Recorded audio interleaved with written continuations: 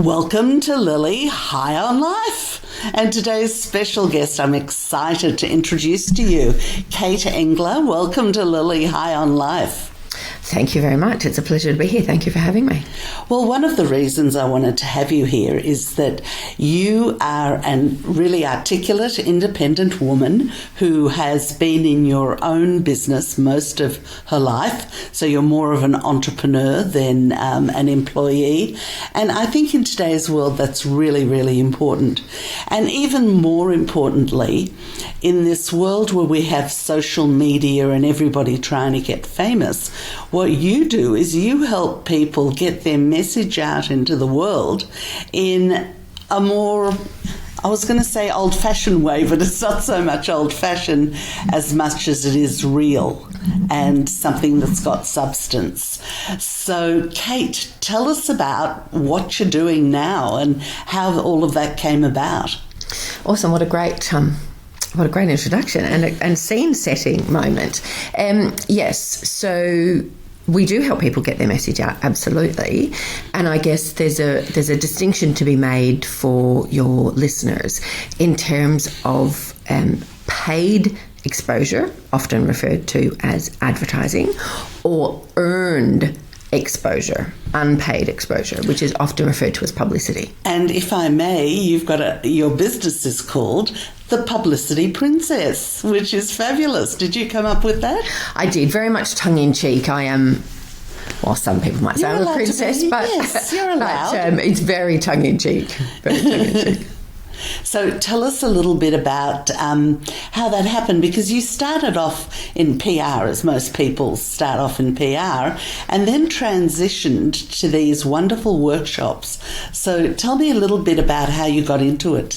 And the agency does the liaising with the journalists in agencies on both sides of the country. And the traditional agency model, PR agency model, is that clients pay a monthly retainer, $5,000, $7,000, $9,000, $12,000 a month, and the agency does the liaising with the journalist for them. And having sat in the boardroom on both sides of the country, meeting amazing business owners, amazing entrepreneurs, people who are really out to make a difference in the world, they got so excited about the possibility of publicity until they looked at the bottom line as to what the investment was going to be for them. And they couldn't afford those agency fees. And then they would think, oh, we're obviously not big enough for the media. And that was a heartbreaker for me, because these gorgeous business owners, many of whom have taken their ghoulies in one hand and their credit card in the other, and they've leapt forward to create their own business, were missing out on all that media exposure could give them. And so I started 11 years ago the Meet the Press Masterclass. And it's really designed kind of counterintuitively in a way for businesses who are offered a place at the masterclass. The goal is for them to not need me moving forward. So it's not that traditional agency model. It's not like there's going to be a big fat upsell at the end of the event or anything like that. It really is to equip entrepreneurs and business owners with the skills so they can do publicity themselves.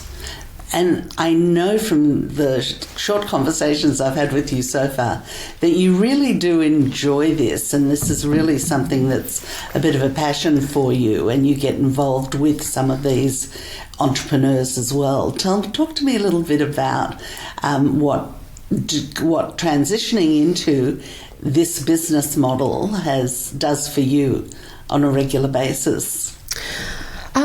I guess, Lily, the answer to that is that seeing people grow and shine and put their best self forward, how can that ever get old? You know, these beautiful entrepreneurs who may be really nervous about the media journey, or they might be trepidatious about the questions that the journalists may ask them, but they have this gorgeous thing they call their business, and they want it to grow. And the trust that they place in us for our 2-day Meet the Press Masterclass, they're kind of handing over their baby and saying, please, will you help me make it grow? And that is both humbling and an absolute privilege. The trust of that is a privilege, and that never gets old. And then when they come through the masterclass and they realise how amazing they really are and how many media angles there truly are that live in their business, and then they get to take those media angles directly to the journalists, their little hearts open and their world expands and their eyes shine, and I just don't know how that could ever get old. That's really it. People don't understand how really amazing they are. Yes. And how extraordinary people are. Yeah. I mean, we all have those little negative voices in our head that, mine often sits on my chest at 6 a.m. in the morning when I need to get up for an early morning yoga class and tells me how much I don't need to be going to yoga class. And I'm like, yes, actually, I do. So we all have that little negative voice that tries to keep us small, that tries to restrict our growth, that tries to pretend to keep us safe. I talk to mine. His name is Huxley, and he's really naughty. And he, we all have our version of Huxley that tells us we're not good enough, or we can't do it, or who do you think you are, or as if they'd say yes to you, or whatever the dialogue is that your version of Huxley runs in your head. We all have that version of Huxley, and my job is to help people put Huxley in the back seat with an iPad and a set of headphones and get them back in the driver's seat of their life, and more importantly their business, so that they can really do amazing things with it. Yeah, it's such a valuable thing that you're offering to people. This new concept where you decided to do the workshops, was it a can't sleep in the middle of the night thing? Were you between jobs? How, what, when, where, how, why did you come up with this alternative? So I started my business in 2001, actually, and it was a consulting business, although I was really committed to hiring mothers, because PR agencies are not that kid-friendly, not that parent-friendly. You start at 8 and finish at 7, and that's a short day. And so many really brilliant PR practitioners just sort of hung up their boots, really. And so when I had my mainstream consulting agency, I really made a point of hiring other great women, mothers, because we all worked remotely. We worked remotely before working remotely was a thing. And then I got married and had children, and became aware that I was going to need to leave the marriage. And so I started, rather than doing a one-on-one kind of business model, did one to many and started speaking at other people's events. And then eventually that morphed into my own one-day event, where I essentially taught people the formula of the media release, because it is just a formula. But the question that always came up was, but how do I get to the journalist? How do I get to the journalist? And so after a couple of years of running that one-day event and people constantly asking, but how do I get to the journalist? I thought, there's an opportunity here to really help more. And so then it morphed from that one-day event into a bigger event, and Meet the Press Masterclass, and a game changer. Sounds fabulous, and is obviously working really well. And that is the big question. You know what to do, but how do you practically do it? And I'm all about practical solutions for things. But I love the way that you speak about your business and being in it. And I know that you are also a keen skier. And I was going to ask you about that too, because I took a couple of lessons, never really learned how to ski, but that feeling of exhilaration and freedom as you're going down the mountains. Who introduced you to skiing? How did you get into it? What is it that keeps you so involved? Because you're going again. It's an annual thing with your boys. Yes. So one of my very, very, very, very, very early boyfriends introduced me to skiing, albeit it was cross-country skiing at the time. So I did a little bit of that in my early uni days, and then really not a lot in my adult years. I lived in Perth for 5 years. There's not much snow in Perth. And so it wasn't until actually the boys were little, really little, and I just left the marriage. They were 2 and 4, and I took them to the snow for the first time, and we just went up to a non-skiing mountain to do some tobogganing and things. They were 2 and 4. They were little, and they loved it. And so we kind of went every year since, the 3 of us, and the amount of photos I've got of them in various ski outfits as they've grown. They're adorable when they're little in the outfits. Yeah, they're so little. One of the reasons I ask you about that also is because a while back, everybody was talking about this this thing where if you concentrate the art of allowing and the art of getting what you want by focusing on what you want. And the truth of it is that it's not focusing on what you want as much as it is feeling the way you would feel when you have it. So it's all about feelings, and you can feel good about anything, and then the rest of your life falls into that feeling good thing. And so for me, one of the triggers was something like skiing and horseback riding, which you do as well. So that feeling that you get puts you into a place where you can do anything and everything. Yeah, I think that the whole art of manifestation is not. The Secret was very big all those years ago. Yes, and there's The Secret. There's a lot of truth in that, but you can't be visualizing or manifesting or feeling the feeling and then sit in the corner and take no action and expect the universe to, drive up to your door in a Mercedes. Often the universe drives up to your door wearing overalls in a truck with opportunity. And so I think the feeling the feelings and manifesting is I'm absolutely a big fan of that. But one must also take action. But when you're feeling good, you're more inclined to take action. So it's one really feeds into the other. Yes, and then sometimes people have to force themselves into the action, and then the action is what makes them feel good. So it is chicken and egg, what comes first, the feeling and then the action, or the action and the feeling. And I think for different people it comes in a different order. As does feeling good. I mean, the skiing, the horseback riding, and how you're feeling as you're in the middle of it and everything, that's one way. But even if you're playing with your dog or cat and that's what's making you feel good, it's more about feeling good. Yeah, I think that feeling, I think people can...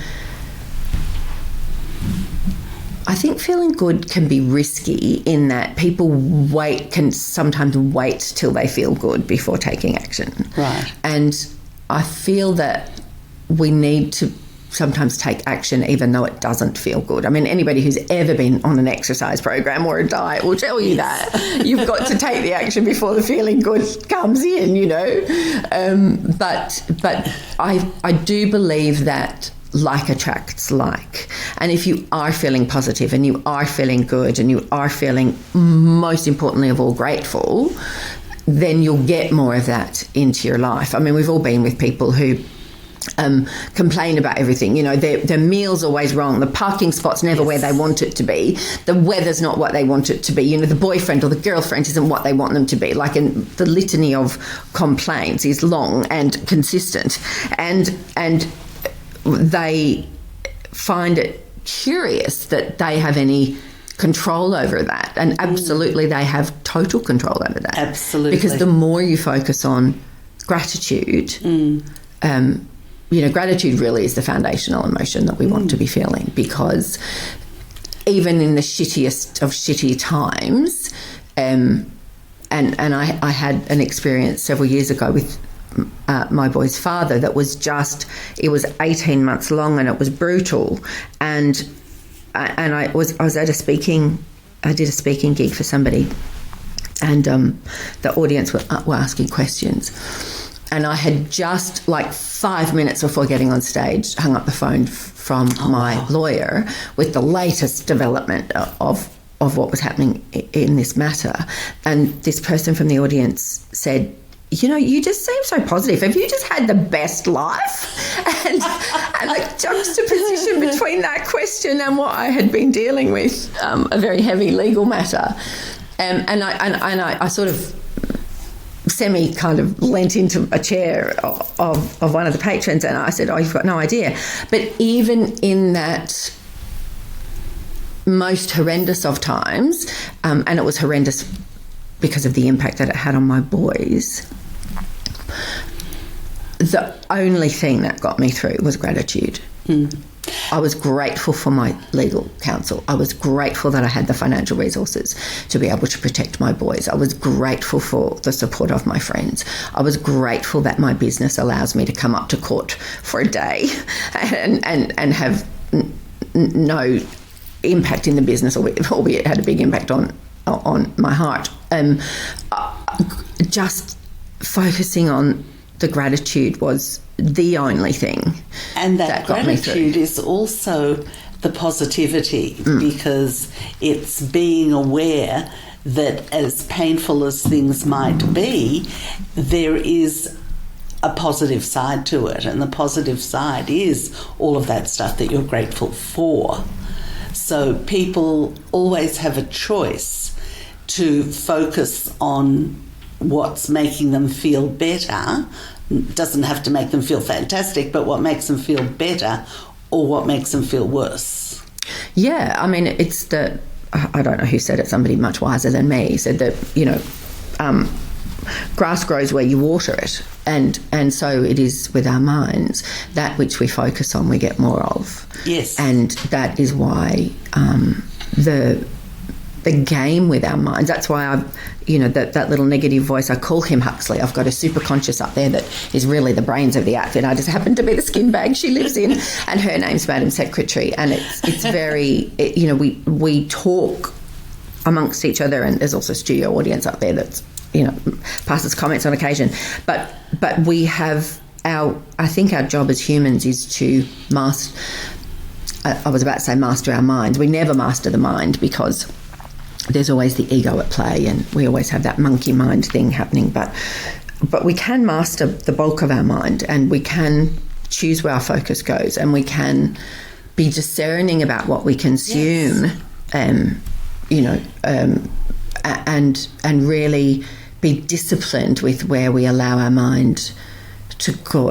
And if we do that on a conscious basis, I think then flow is the inevitable consequence. Even with little things like the food. If you don't like your food, realise it and don't eat it. Choose something that you want rather than complain about what's in front of you.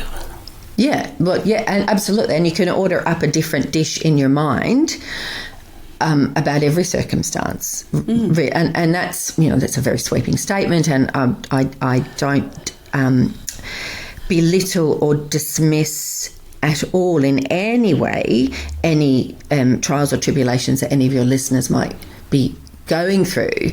And, you know, they might say, well, you know, how can I change my mind, and how could you be so dismissive of how I'm feeling? And I'm not at all. But even in the smallest measure, if we can focus on even one thing in or taking responsibility. Oh, that's a big one. Because it's, you know, Lily High on Life, our tagline is change your attitude, change your life. And taking responsibility is not about blame or anybody doing anything wrong. It's just, oh, okay, this is how I created this situation. And you start to change that and look at how you created that situation. And then you're in a position to never, ever do it again, or do it again if you have to, but at least you're aware. So it's also a positive thing to come out of something negative. But you said just a little while ago that you realised that you needed to separate from your husband even though you had children with him. What was some of the things that came up for you, and it doesn't have to be specific situations, but just came up for you that you started to realise you didn't want this anymore? I am mindful as I answer that question that there may be a day when the boys listen to this. Of course. So I want to be respectful of their journey and their privacy. I'm a galactically private And the question is more about what your feelings were than anything that any fights or whatever it was about. So it's more about what was happening to you internally, because I know you're in touch with all of that, that you realise, no, I've got to make a change, because it's a hard change to make. Oh, it was the hardest decision I think I've ever made in my life. I don't think anybody, mother or father, but I think particularly mothers, if I may say so, ever break up their family on a whim or on something that hasn't been deeply thought through. When you were getting married, you were in love. You felt great. You felt fantastic. Well, when I said I do, I did. Yes. And I thought I would be doing and didding for the rest of my life with that particular person. When you say you do, most people do, and you know you were in love with them and you did love them deeply. So shortly after my first son was born, their father became really jealous of the attention, basically, that I was understandably sharing with a newborn baby. Many of the mothers out there will be, face palming themselves, I'm sure, because we know what it takes. And it became very abusive. And so I just you didn't like the way he was treating you, and you were aware of it. And then as I was wrestling with the decision, as the abusive behaviour kind of escalated, I was fortunate enough to have as a client and work with this beautiful community service organisation. And the CEO is a very special woman, and I confided in her what was going on, and I remember so clearly a conversation in her office where I said, I don't want to break up my family. If it was not for the boys, then I wouldn't be there. And she walked over to a side table and she picked up this huge pile of research papers. And she said, this is all the research on how damaging it is for children to be in an environment that's abusive. And she said, I would ask you one question, and you don't have to answer it, just ponder it. But what are your boys learning about love? Yeah. And that was a bit of a kick in the bollocks, really, because I thought, which I think is a natural thing, I thought that by keeping the family together, that was doing the best thing for the boys. And the research, if one is in an abusive environment, the research is very much to the contrary of that. And that was a real game changer. Yeah. A wake-up call, because they were not learning anything decent about love. They were not learning.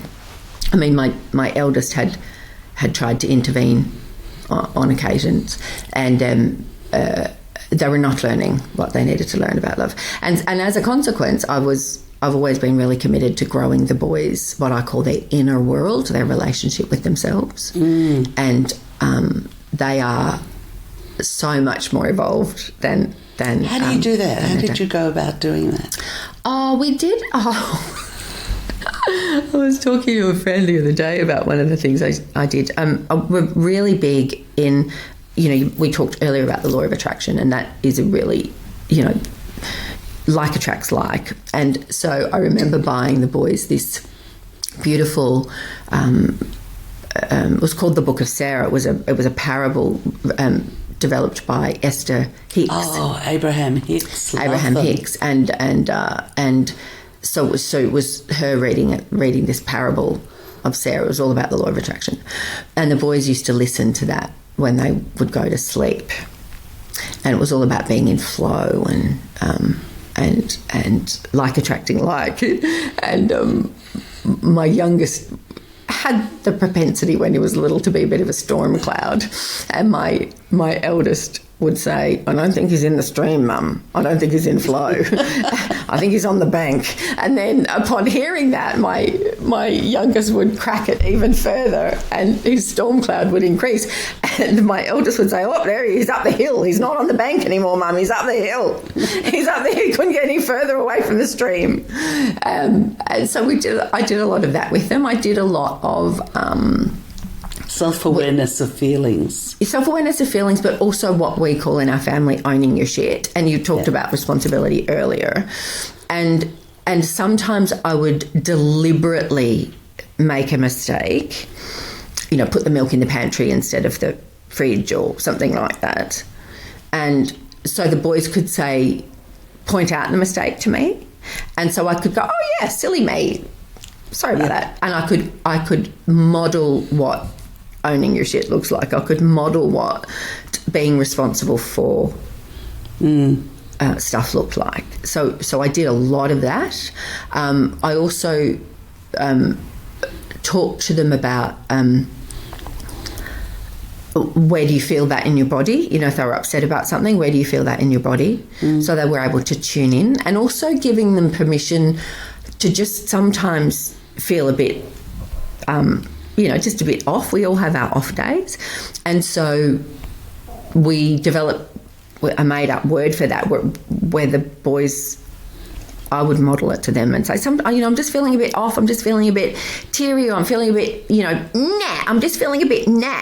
And this is way before the word meh came about, but it was what we used. And so that then became our language. If they weren't able to fully articulate how they were feeling or what had happened for them, they would just, I'm just feeling nah.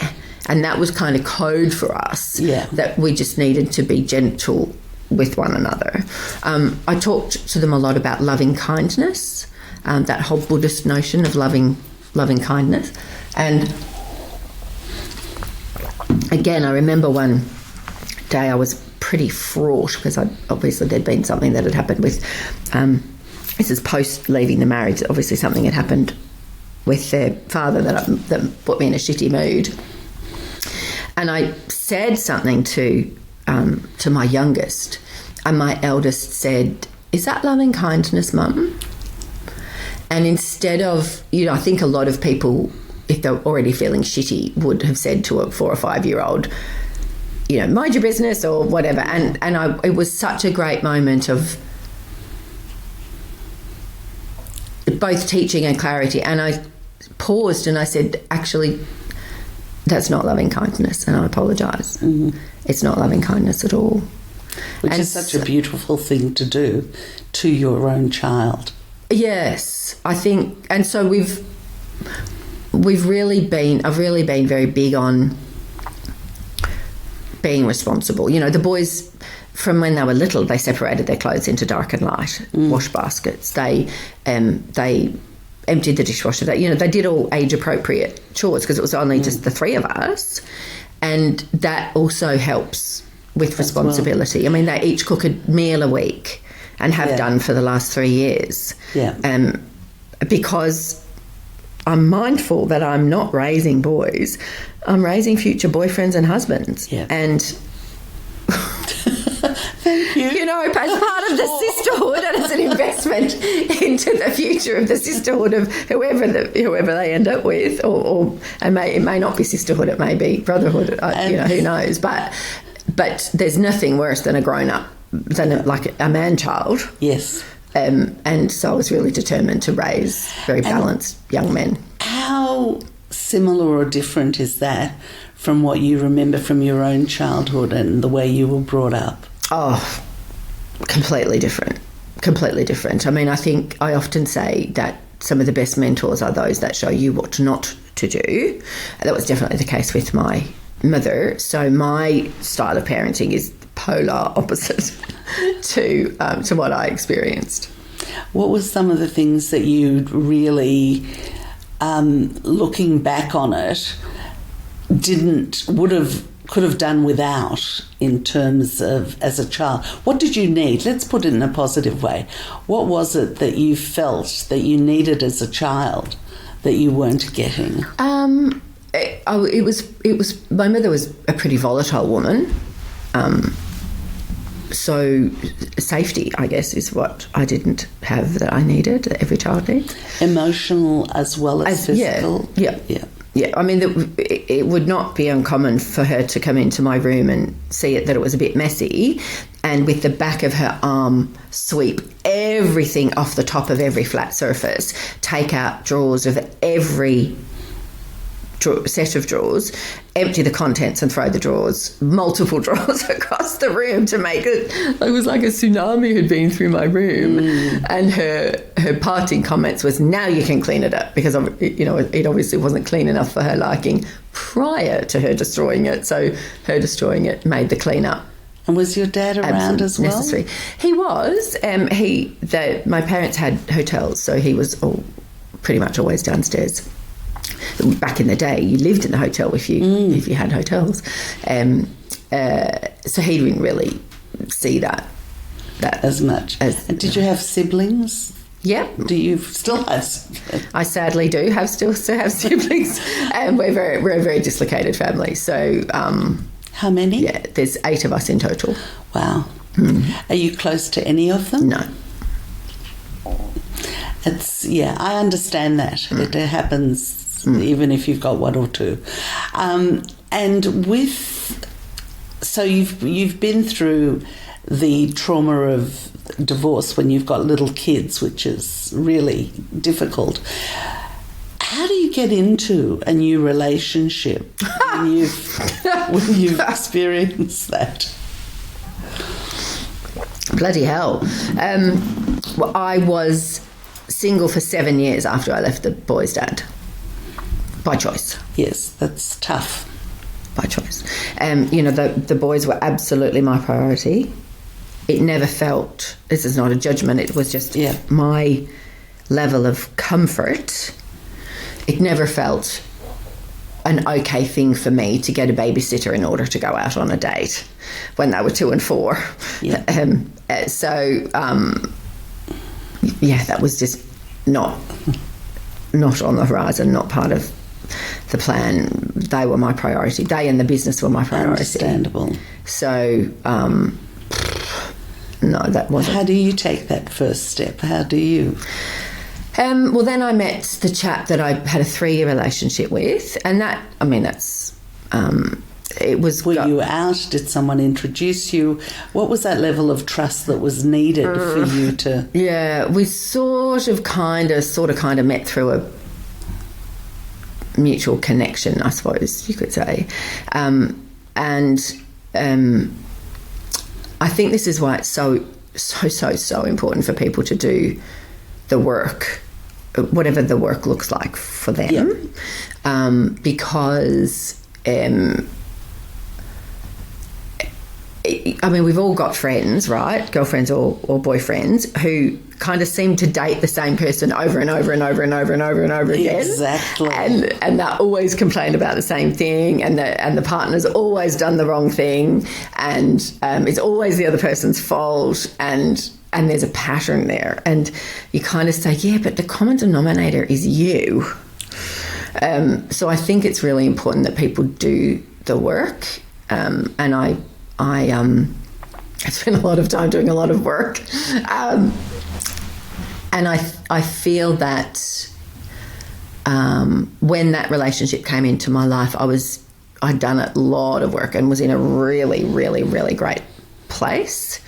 And one of my therapists described it once it had ended, was that your bucket was already full, so you had an abundance to ladle out into someone else's half-empty bucket, and that was probably a pretty fair assessment. And the reason that relationship ended was because of deception and lies and a lot of financial pain. So, is it all the work that you did and the new relationship? Did you handle things that came up differently with the person, or was it just reacting to the person again? So it's like when you are in a relationship and things start happening and you just don't feel the same way, were you then addressing this with the person you were in the relationship with, or was it just feeling more and more uncomfortable? No, I showed up in that relationship very differently to how I had showed up in the marriage. Yeah. I think this is a common thing. If you're in an abusive environment, it's very easy to shut down. Yes. And I absolutely put my hand up for that in the marriage. That only other significant relationship I've had since then, it was very different. It was very different. I was able to articulate a little more, certainly not with as much clarity as I have now, but it was very different.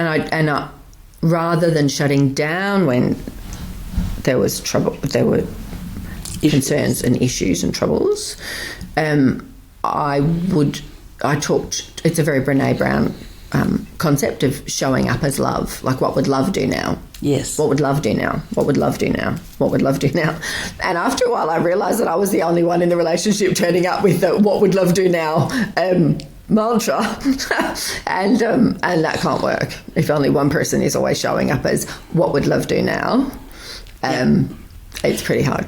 And were the boys helpful? Like, the boys, they weren't going through the relationship with you, but they were, because they were there and around. And well, they really were. My youngest particularly went through the relationship, and his heart is probably still broken. Not that he wants that person back in our life, but this person very much ingratiated himself into the boys' life. And I facilitated that. Of course. Because I thought that was going to be a forever relationship. And so my youngest's heart is probably still a bit broken by the deception that this person... And how do you deal with that? Because you're going through your own stuff as well. The toughest thing. But yes. That's the toughest thing. I will forgive many a person, many a thing that's inflicted upon me, but don't mess with my cubs. Yeah, of course. Don't mess with my cubs. So that has still been pretty brutal for him. He has. We've adopted a new godfather. Well, we adopted a new godfather about 7 years ago, who's very much filled that void for my youngest. And he and his fiancée are the people that we go and see in New Zealand, which is why New Zealand is such a... that's our annual ski trip. So that's I could just sit back and watch my youngest and his godfather interact. I could just, sit with popcorn and watch them interact for days and days and days and days and months and months and months and months. It's a very gorgeously delicious, special, lovely, open-hearted, cup-filling, laughter-inducing cup of gorgeousness when you watch them together. It's very special. Are the boys different, or do they have a lot of similarities from each other? In terms of character, yes. Oh, they're so different. They're so different. I often marvel at how can these two people be so different when they come from exactly the same gene pool. They are so different. So nature versus nurture. Oh my God. Nature. Yeah, they're so different. They're just galactically different. Like, they share some similar interests. Yeah. And similar hobbies. They're both into gaming, and so they talk, and it's a very social sort of way that they interact with their mates online. But neither of them have been particularly sporty, albeit that they've tried pretty much every sport that's going round from water polo to baseball to basketball to cricket to footy. They've tried it all. They have tried tennis. They've tried it all. Did you have to push them to try it, or they just did? No, I was always pretty adamant that they needed to do something that was physical. Yeah. And so we just kept going round the mulberry bush trying every sport known to man. So they're in their late teens now, early 20s. And are they going off on their own adventures in terms of leaving home? Oh, God, Lily, as you say that. Okay. My youngest has just been offered a role in Japan for our summer, their winter, to work at one of the ski resorts there, which is unreal. It is exciting. It's challenging. It'll be great. It'll just be a moment that he will never, ever, ever, ever, ever forget. But I'm also mindful that he's going to leave a boy and he's going to come home a man. I'm not entirely sure my little mummy heart is ready for that, because he's a real cuddler as well, and my eldest one not quite so much. So you'll probably go visit. I'll definitely go visit. I will probably cry all the way back from the airport to my home, which is a 2-hour drive, and I suspect I'll be crying the whole way after I've dropped him off. So very, very different from your own forays when you were young to Perth and Townsville. Mm-hmm.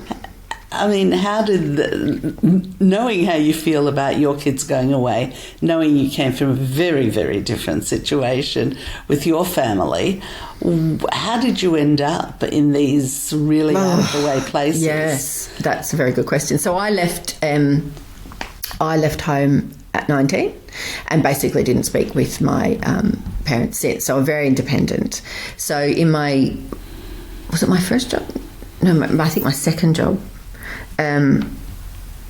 I had a great relationship with the directors, and one of them, they both lived in Sydney, and when one came down, we would often have dinner, and on this particular occasion, he said, "Make sure you're free for dinner." And I was like, "What's going on?" So I knew something was up, and anywho, he it's a very funny story, but he offered me a promotion and a move to Perth because the Perth office wasn't going Marketing so well. And advertising? Yeah.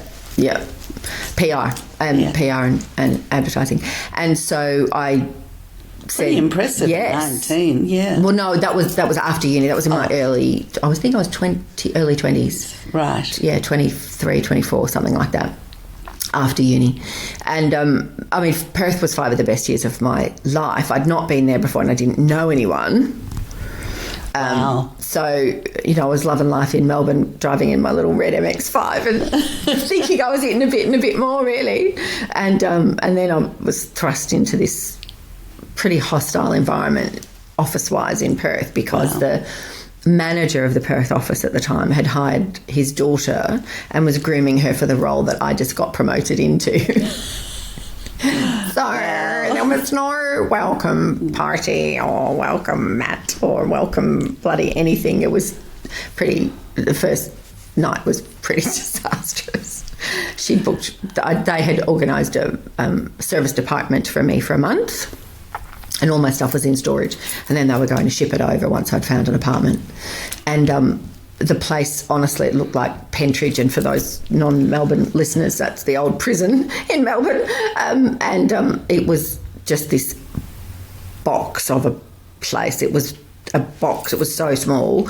The table had one chair because clearly they knew I had no mates in Perth, and the bed it dipped in the middle, and it had this god-awful terry-toweling orange bedspread on it, and the curtains were lime green, and I just phoned the director, whose name was Guy, and said the bedspread is orange and the curtains are green. And he said, check out and go to the Sheraton. I said, okay. So I checked out and went to the Sheraton and had Death by Minibar. We like him a lot. That was kind of my welcome to Perth, and it set the tone for the treatment. About 6 weeks, no, it wouldn't even have been 6 weeks. Maybe 3 weeks into my tenure there, the big boss flew over and relieved both the manager and his daughter of their duties. And then life got better. Life got a whole lot better after that. How do you say yes to Townsville? Oh, God, how do you say yes to Townsville? Well, love, Lily, is what drove me to Townsville because my former husband, the boy's father, was in the military, was based in Townsville.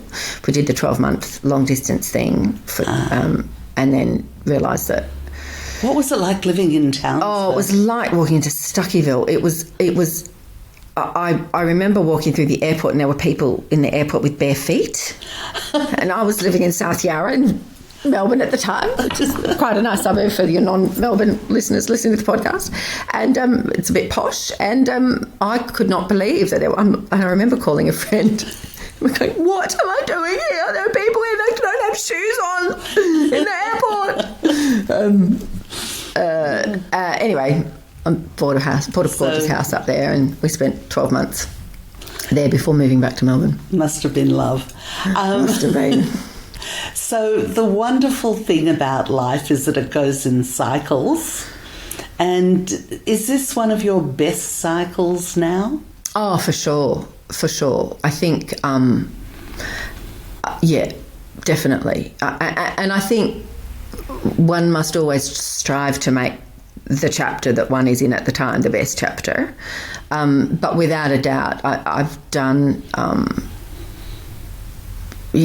lot of work, as one must. Well, not as one must, as one chooses.